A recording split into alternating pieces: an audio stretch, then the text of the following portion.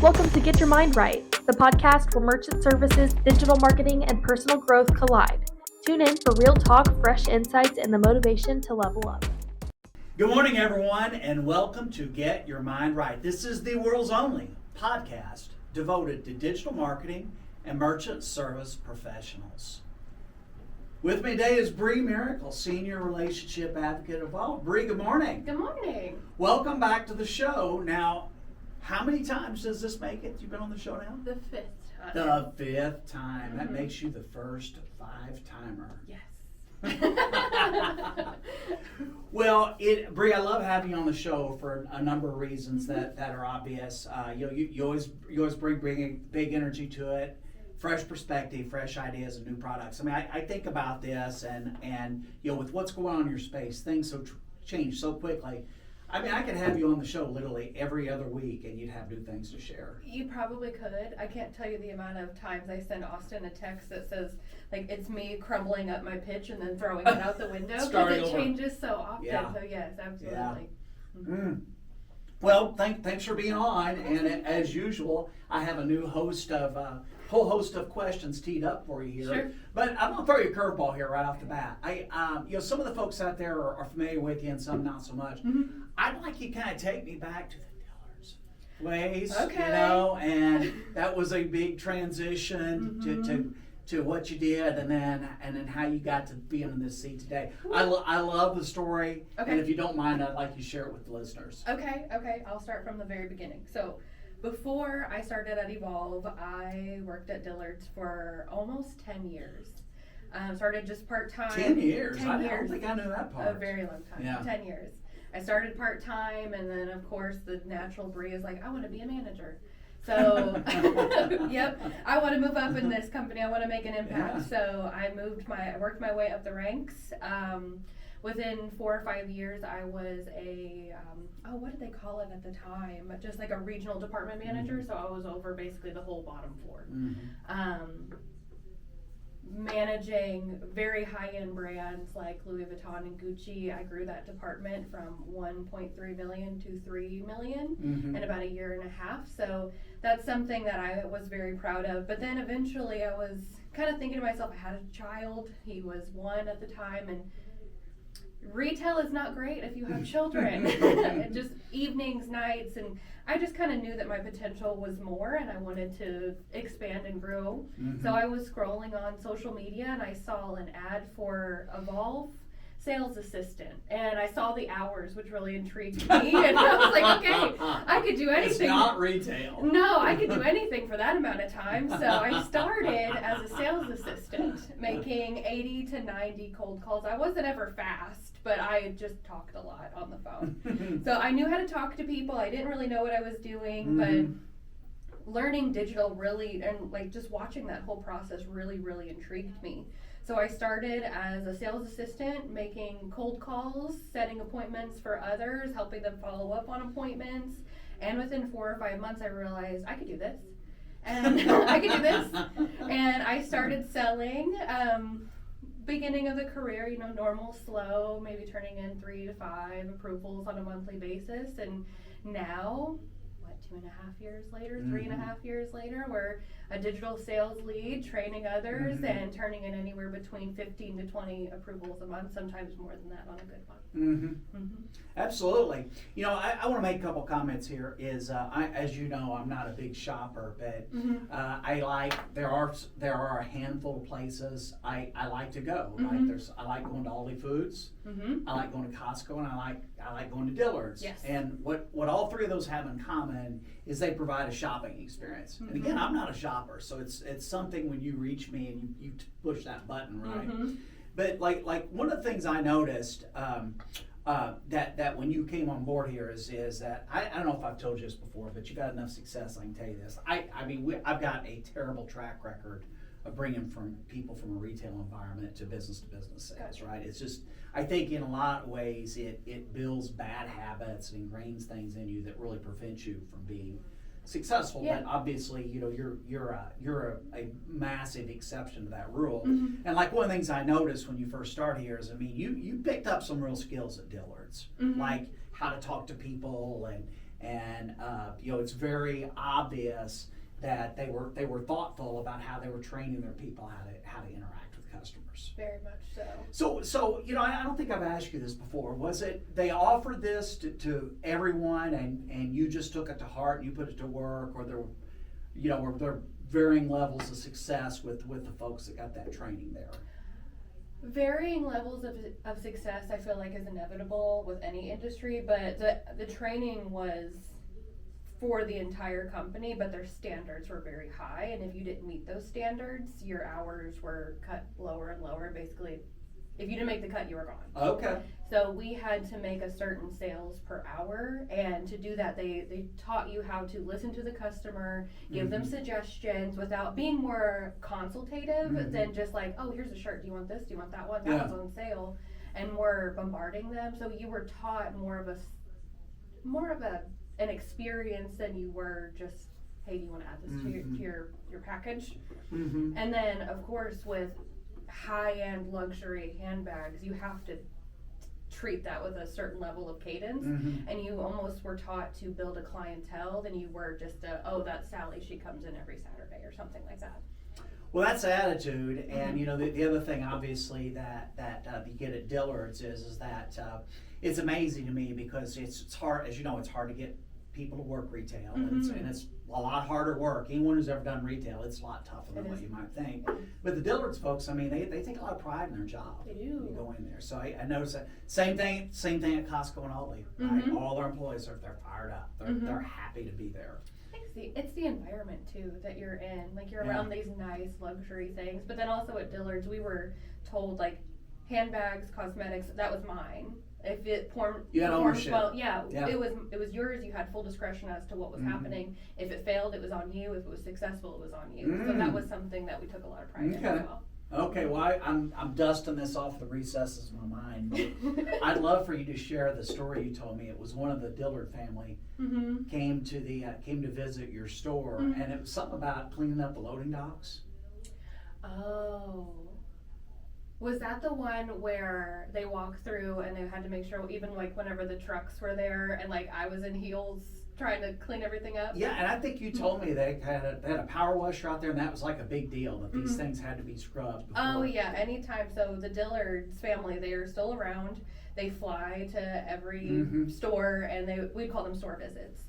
And I mean, there were days where, if a manager called out or whatever that may be, then it was up to the area managers to take on. So I remember store managers were out just like cleaning the docks, power washing. I'm in heels and a white dress, unloading a semi truck, getting things off the rack so we can get brand new merch onto the floor, running them upstairs. We were sweeping the docks, taking the trash out, all in heels, the whole nine. Like, it was a whole to do. It's that attention to detail. Extremely. Like, to the point where do you know what finger spacing is? I do not. Okay, so this is something that we had to do, and I'm sure that you've noticed this at Dillard's. You'll notice it now that I tell you about it, but things have to be perfectly spaced on the rack. Okay. So we would have to take wax paper and wax the racks and then individually like place the product on the rack so it's evenly spaced and looks clean. Like give me an example, like a purse, for example, would have to be? It would be clothing. So clothing, like the hangers, would have to be evenly spaced. So what was that space between the two hangers? It depends on how many's on the rack, but normally like 2 fingers. 2 fingers, okay. Oh, yes. It was to that detail. Wow. Yeah. That's very cool. All those details, they add up. They do add up. Yeah.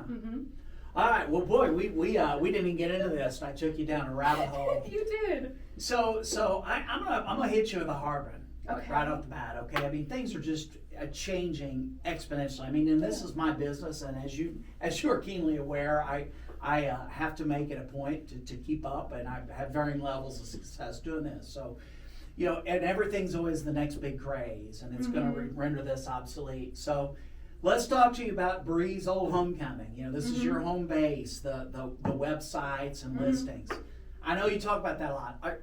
So what is it? Is it super relevant? Is it less relevant now? Is it more important than ever? How does it rank? You've been in the business a while.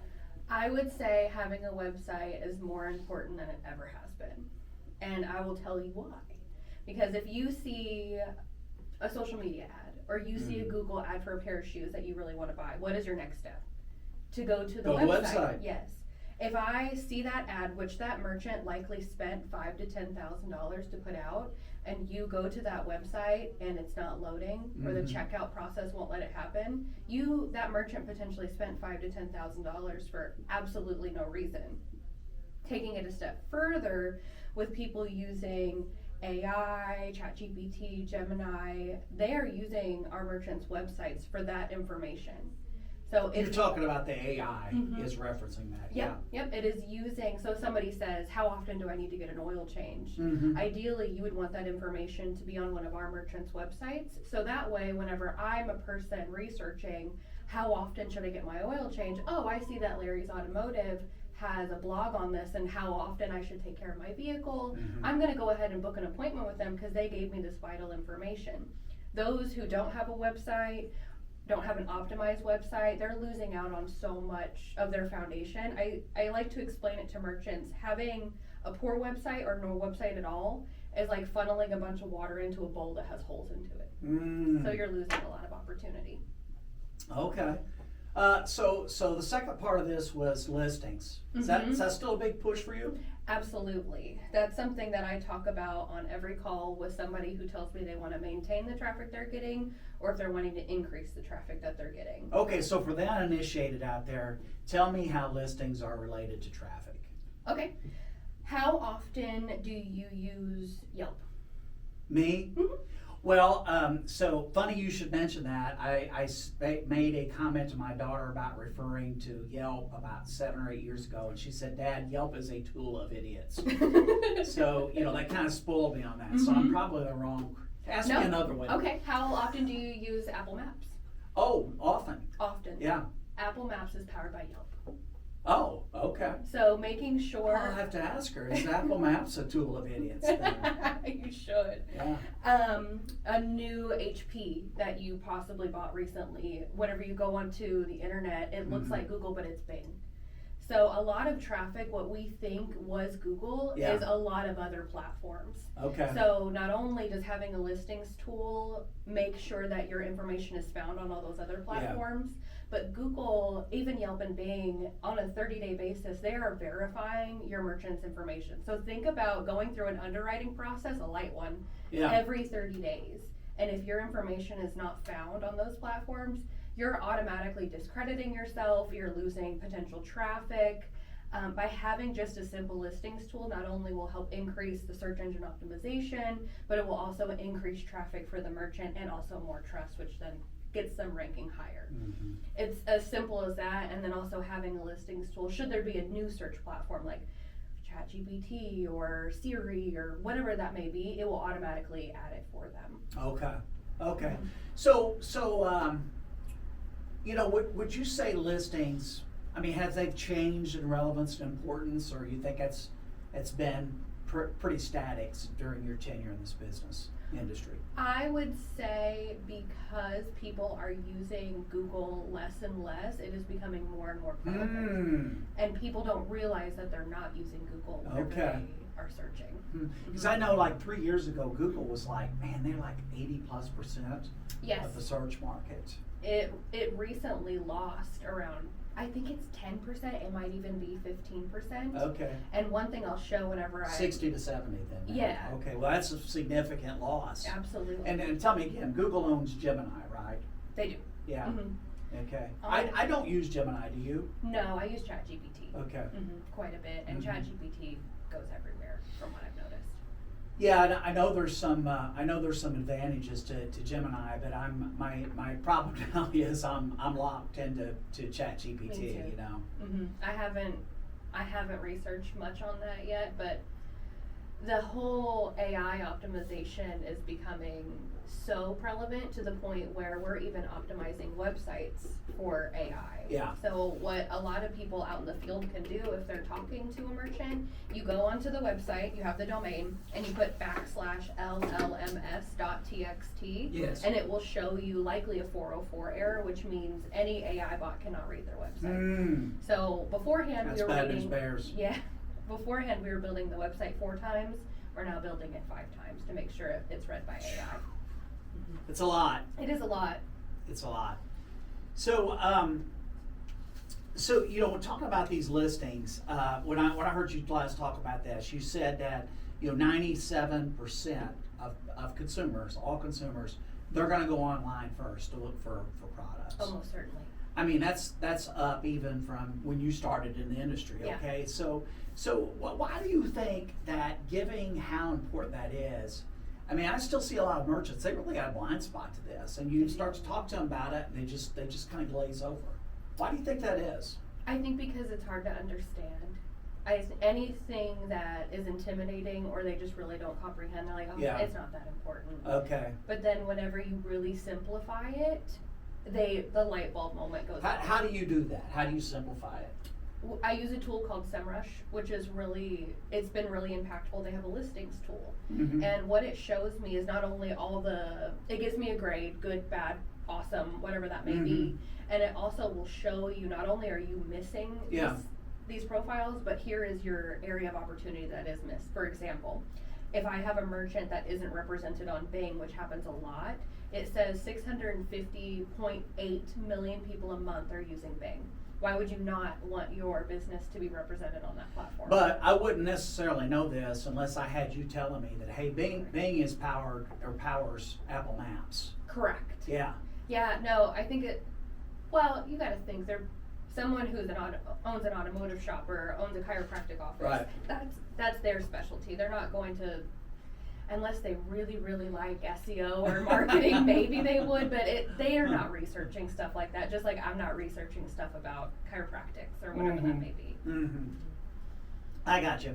So other than just a lack of knowledge about what listings are, what are some common mistakes you see businesses making regarding listings? Regarding listings is just not having listings at all. So they're not represented correctly on Facebook. Or Okay. they don't have a Google My Business page, which is just basic step one of having an online presence. They're not putting forth an effort to getting reviews, and why that is so prevalent now is it doesn't really matter how long. It does matter how long you've been on the internet in general. However, Google is going to select somebody that has 3 most recent reviews and somebody that has old reviews that are, say, 3 months old. Mm-hmm. So those are a lot of just simple mistakes that I see a lot, and then just not putting more pressure on themselves to make sure that their website is optimized for a mobile device. Yeah. I'd say 80% of the conversations I'm having, their website takes 20 seconds or more to load on a mobile device, which is insane. Yeah, that's a death blow. Mm-hmm. So let's talk about rich listings. Okay. I know me personally that when, especially if I'm looking at a restaurant Mm-hmm. and I look them up on Google, I'm going to click on those listings, right? Yes. And as you know, from a user standpoint, you get a wide variance in your experience of what you see in restaurants. So talk to me about what these rich listings are and why that's important with the business, why they should be concerned about that. Rich listings meaning just making sure it's fully optimized, photos, all of that? Yes. Okay. So first of all, I mean, there's a lot of folks out there don't know what I'm talking about, rich listings. So if you take a minute to define that. So my definition, everybody's a little different, so you tell me if we're on the same page or not. So my definition is just making sure that page is fully optimized. So if I'm a restaurant, I have my menu on there, I have recent videos or photos, I have a full description, I have website, I have address, completely filled out is that kind of what you're feeling? Okay, very good. Yeah. Why that's so important, especially for anybody in the service industry or restaurants. If you're hiring a roofer, do you want to go ahead and immediately see their work? Absolutely. Absolutely. Yeah. If I'm looking for a job, what am I going to do? I'm going to look at the website, but then I'm going to look at their reviews as well to make sure it's a good place that I'm working at. Also, think of ease of use. If you have, I don't know if I'm a chiropractic office or if I'm a massage therapist, I'm 70% more likely to pick someone that has a booking tool already there. Yes. Or reserve a table already there. Why not just make it so much easier for somebody to do business with you? That's why it's so impactful for a business. I got a firsthand experience with this. Several years ago, I was a partner in an organic lawn care business, right? So, it was organic materials we put around on the grass and it would just make these lawns just beautiful, right? So, so what we did is I discovered what rich listings were. So we put up trainloads of photographs. So one of our technicians, he had a real eye for framing the photo just right, taking these pictures. Now keep in mind these are nicer homes that were our customers because it was more expensive, right? But he'd frame the home in the background and the lawn that just looked beautiful. And then a lot of times that what he would do is he'd also take pictures. It's like, there's a property line there. Okay. And on the one side of it, it's almost like a cartoon. It's just beautiful, lush lawn, and the line on the other side was just brown, nasty looking thing, right? And I'm setting all this up because I published many pictures in our Google listings, right? So it never ceased to amaze me, Bree. We'd have a picture of one home with the lawn, a picture of another home of the lawn, and it'd be the same net effect, right? Similar value homes, they were right next to each other in Google Photos, right? And like you could say, okay, what's the differences between I could ask you, you'd say, well, it's a different home. Okay, what other than that? You'd be like, I don't know. Obviously they have nice lawns, but one photo would have 1,500 clicks on it, and the other one had 150. Okay, and I just always thought, why is this photo, 10 times more compelling than this other one? And I can't figure it out. But the lesson I got out of that, it took me a while, was, I don't need to understand the why. I just need to understand that this is a thing, right? And for whatever reason, people found this photo extremely appealing. So, so then what we did is the non-performing photos, take them out, rotate some new ones in. But, in a business, and like in our business, that is we sold word of mouth and examples. We put a sign on the lawn, people see that and they're like, wow, I want a lawn like that. Same thing in a restaurant, right? I've seen restaurant listings before where they've got these plates of food and it looks like a dog's breakfast. It's like, it's the opposite of appetizing. Like I'm not going there. They'd have been better off not having anything on there. So yeah, I'm glad to hear you say that. That's still a point here.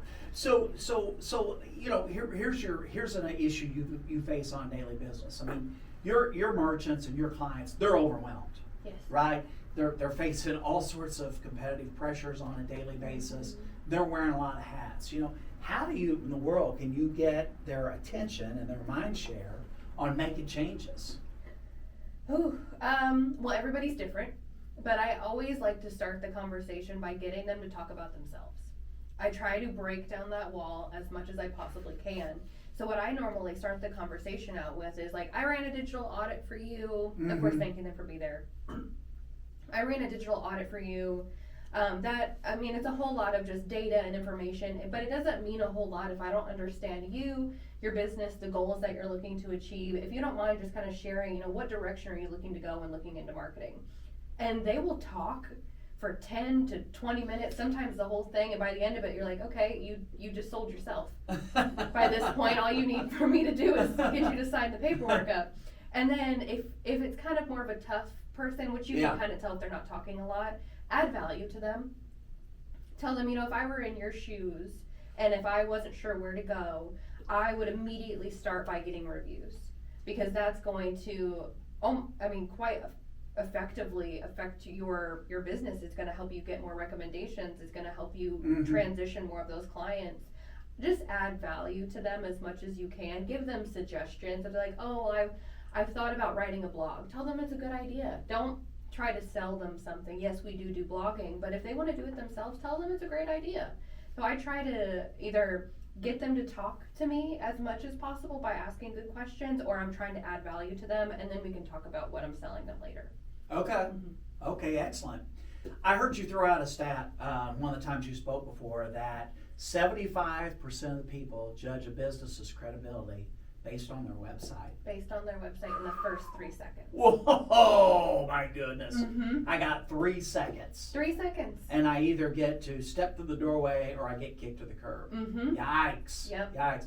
So what do you see as credibility killers for businesses and the websites? Credibility killers would be, I'm likely looking at it on my mobile device. If it's not loading and I have to zoom in and out, I'm going somewhere else. Credibility killers would be, okay, maybe I do want to do business with you. Let's just say you're a nail salon. most of the time, whenever I'm looking at services, Excuse like, me. bless you. Whenever I'm looking at services like that, it's 9 o'clock at night. Grayson's already in bed.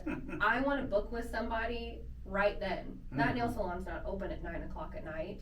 So again, that's another credibility killer for me because you're not thinking about the customer experience. You're also, I am going to go ahead and assume that you don't care about my time, because if you don't take appointments, how long am I going to be sitting in that chair? So just a couple of things, not thinking about the customer experience and not being mobilely optimized, having to pinch and pull around, I'm jumping off. So, Bree, I know you are absolutely militant about calls to action on websites. Yes. So tell me what that's all about. You can do a call to action in several different ways. So I'll take it a step back for a second. Making sure that they engage with the website is first and foremost. You can likely do that with a video or having some kind of movement where they're like, oh, this is cute, and they're moving around. Call to action could be just making it easy to do business with you. Click to call. It could be fill out a form here. It could be book an appointment, and in multiple spots throughout the website, up at the top corner. It could be a pop-up that offers them 10% off on a coupon if they enter in their email. Yeah. Just something that way it gets the customer more engaged. Okay. I agree with that. You know, I have had, I've been part of these conversations, and I've heard about them before, but sometimes merchants, they're a little bit queasy about these call to action. They feel like they're being too aggressive on this. Sure. But what I've seen is there's a number of businesses out there. Well, like the organic lawn care was another one. You know, fence contractors is another one. Swimming pool, people install those. Because what happens is a lot of times in those industries is people were led to that website. So these potential customers, when they go to that website, they're interested. They're already past this dating phase, right? They're wanting to figure out what it's going to take to make a marriage here, and they may be anywhere from ready to buy that I want to quote right now. Yep. So I've seen a number of merchants that when you go to that website, that what they're doing is need a quote, need to speak to a sales rep. That's the first thing that pops on that screen, and it's super effective in that instance. I love that tactic because you already know if you're a fencing company, if you're a roofer, if people are visiting your website, it's not for fun. Right. They already need something. Right. So making it easy, having that pop-up, or even, it didn't have to be a pop-up. It could just be, give us a call here today, or go ahead and request your quote here, and then we'll contact you within 24 hours. It could be something as simple as that. Or I've got a live agent that we can text with Little you. chatbot, go ahead and text with us now. Something like that, just to make it easier, more personable, whatever that may be. You know, there's two things folks are accomplishing with this, and I've talked to them about it. Number one, if you're dealing with someone like me, you know, that's what you want to do, because if I'm there, I'm interested, it make it easy on me to communicate with you, so we can make a deal. I can write you a check, and you can provide me what I want. Everyone's happy, right? The other risk that you have by not calling to action is if I'm hunting around on your website and there's something broken or something on it I don't like, you may have had me and then turned me off, and I'm gone now. Exactly. Yeah, get me back. So yeah, I think that's really important. I'm glad you're talking to folks about this. So also during the same time I heard you talk about this, you talked about the e-commerce and how you really emphasize their payment flexibility and a simplified checkout. Yes. Have you ever went to buy something and you had to make probably 10 to 15 clicks to finally get that payment piece to go through? Funny you should ask that. I had one of my worst e-commerce shopping experiences ever. So for some reason I got an ad pushed at me, right? Okay. And it was a particular type of shirt that I liked. Okay. So I rarely do this, but I clicked on it and to buy the shirt, right? And I literally could not complete the checkout process. So when I say that, I couldn't even get to the part where it would take me to the credit card. Yeah. So I got in frustration, anger, and vain. I gave up on it. They kept pushing ads, which of course they're spending money, because that's why I clicked on it. So I liked the shirt so much, I tried to go through the process again, and of course failed. Worst e-commerce story ever. So that's something I talk with every single merchant who's interested in e-commerce. Yes, having the products up and ready to go, that's important, of course. But what does that checkout process look like whenever they're ready to go? Mhm. You want to minimize those clicks as much as possible. You want to have multiple payment options, whether that be, it could be just an authorized.net, it could be Affirm. That way, if you have larger purchases, that way somebody could make multiple payments within that.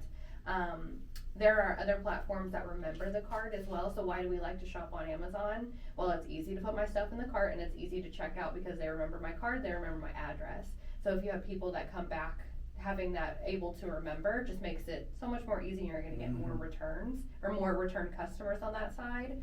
And then also to increase the sale as well, if I'm looking at a shirt, well, maybe I would want some pants to go with that. What are their suggested products? Or if I'm looking at skincare, if I'm looking at a moisturizer, maybe there's an eye cream that should go with it. So that way, not only is it easier for checkout, but I'm making a more encompassed shopping experience by adding more things to it.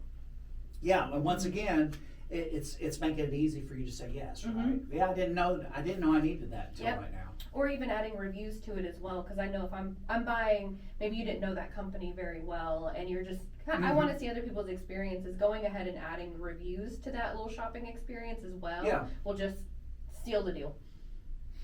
So I got a pure sales question here for you. When you talked about this, you talked about in the context of when a merchant is rebuilding their website or whatever it is you're doing from them that involves an upfront here, is that you treat this as you frame it as an investment, not as a cost center. Correct. So what's the difference? So an investment cost center. Somebody who is pitching a website of just, yep, we'll rebuild your website. We can add some pretty pictures, some pages. It's going to cost you about $1,500. Yeah, and then after that, we'll start the monthly. Somebody who's just telling them more about features, they're more of like a feature pusher than anything. Yep, we can put a checkout on there, or we'll put a click to call button. Someone that is more just maybe doesn't understand the whole picture. For me, I'm doing it as more of a revenue generator. So I'll talk to them about, okay, so we're going to start you with a Google Ads campaign, which is going to funnel people into your website. We want to make sure that those people have a good shopping experience. That way they convert. So we're going to make sure it's mobile optimized, and then also the checkout process is seamless. On top of that, Google Ads are going to be working instantly. Let's go ahead and add in some search engine optimization, making sure it's optimized for AI. So it's generating organic traffic to you, which is just going to convert more sales. So your return on investment is going to get higher. I'm more talking about what's going to happen after the launch than just, I don't talk about design as much as people think. Okay. Okay. Yeah. So it's you're truly treating this as when you people use that word in our business all the time, investment. But what you're going to do is you're really going to track that to the top line sales. Yes. Yeah. Yeah. That's a big difference there. So you've become a recent devotee of case studies and white papers. Oh yes. Right. So what brought that all about? I have so many people that have asked for it, right? The larger merchants that you're working with are like, okay, can you get me testimonials? Well, testimonials are a little bit harder to get. So really it was Austin's effort and idea to start putting together these case studies. And they have just been so impactful because a business owner can see, all right, this company invested X amount, they went with website, e-commerce, Google Ads, whatever that may be, and this was a result of that. It is tangible evidence that they can see, okay, this worked for them, this could work for me as well. Gotcha. I think it has helped me close many, many deals. Yeah, as you know, I'm also a big fan of case studies and white papers, and it's the thing is, it is in the world of sales, it is the ultimate form of storytelling, because part of it is like like you and I, if we're involved in a transaction, we both know this, and we don't have to talk about it. It's implied there's a transaction, right? Yep. And there's going to be some exchange of goods and service for some other consideration, right? But what you do with white papers and case studies is you transcend this, right? It's not me saying it or me even giving a pitch, just saying, here's what we did and here was the outcome. Yep. Here are the objective facts. And it really bridges that trust gap that merchants have in that era of disposition. It does. And that, it's not just for our industry, it's any industry. Yes, absolutely. Yeah, before and after, it really speaks for itself. So Bree, as we approach the finish line here, you know, when a rep out there is approaching a merchant here, and they're still in the discovery phase, right? To see if they can develop interest or if there's an interest on the merchant's part. What are some key tips that you would give them for that? Just really hard hitting discovery, things that's going to stimulate that merchant's imagination and get some information the rep can use. Okay. One thing I would definitely recommend to not do first is say, I can get you to the top of Google. Don't say that, because we can never promise that, but then also that's what every other company is saying, so don't say that. Don't say that. Try not to criticize their website either, because what if their sister built it, or if they built it themselves? Try not to do that. But what I would recommend doing is saying, hey, you know what, I took a look at your website on my cell phone before I popped in here today. I'm noticing a couple of things that can really enhance, you know, the user experience, which can just get you more appointments or can get people to check out more. If I ran a digital audit report on it, completely free to you, would you be interested in going over that with me, just to show you areas of opportunity? Now, I want to reiterate what I think I just heard you say. So before you call on that merchant, you're going to take a look at it, and you're going to find something a weakness or something you think they're going to be interested in, so you've got something specific to talk to them about when you open the call. Correct. Okay, that's a great takeaway. Yeah. Because it's not, again, I mean, you know, reps want to come in, they want a carpet bomb, right? But what you're talking is like you're a surgeon, you're coming in with a microscopic scalpel, and you're going after that one pain point that you know that's there that the client may not know. Yeah, and what I can also say is, you know what, I looked at it for maybe a minute. I noticed one or two things. These are the things that I noticed. I would likely bet to say that there's a little bit more. If we peeled this back here, I can do a digital audit report. We'll just run through all of it with you. Oh yeah, yeah. So you're open, and you can start with a little factoid, and then your teaser is, I can run this digital audit, and then you've definitely developed interest at that point. Correct. That's so easy too. It is easy. Is everybody doing that? No. Well, they should be. They should be. They should yes. be. Yeah. Okay, final question here. Okay. Great. So, I'm a new rep, and I want to dominate this digital space. Okay. What do I do to get started? You can work with me directly if you would like. What I would do is start by just understanding how a website can impact a merchant. Start with a little bit of cold calling. That's how I did. Just really identifying just how we did. Areas of opportunity within the website, give them a call. Once you have identified someone, what I highly recommend doing is taking advantage of the digital flip-in. Reason why is you've already identified the merchant. You're going to flip it into somebody internal, myself or someone else, watching the entire process, how it's done, how we talk to the merchant, and then that way, if you want to learn, you're learning live, right there in real time, and then eventually you can start doing it yourself. Excellent, excellent. Well, Bree, as always, this has been great. I especially love these because I always pick something up new on this. Yeah. You think I can talk you to come back for number 6? I think we could do that. That'd be awesome. Cool. That'd be awesome. So, hey, folks, come back on Friday on our mailbag. We've added a new segment to mailbag called the Backstory. Oh. You didn't know anything about that yet? No. Did you? So I think you get a kick out of that. It's definitely a new fun wrinkle to it. Otherwise, please hit that like and subscribe button there. And if you've got a friend in the space, hey, tell them about the podcast. We love having new listeners on here. You got comments or questions for Bree or I, drop those in the box below. But until next time, for Bree Miracle, I'm John Johnson, and keep your mind right.